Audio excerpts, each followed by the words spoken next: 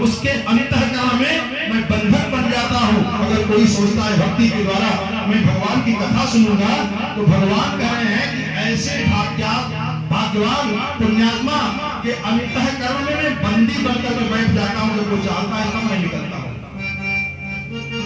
इसलिए सरस्वती जी आई और सरस्वती आकर के मंथरा की बुद्धि में प्रवेश कर दी। जरा शाब्दिक अर्थ समझ ले, शाब्दिक अर्थ समझ ले। मंथरा का शाब्दिक अर्थ क्या होता है?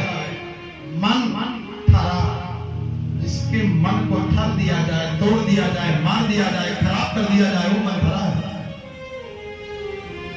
जो लोग भगवान की निंदा कर जाते हैं, भगवान की पूजा पाठ नहीं समझ पा रहे हैं, उनका दोष नहीं है, मंथरा है, उनका मन थर उठा है, खराब हो गया है मन। बोले आवत ये सर, सब चले आएंगे, कैसे आ पाएंगे?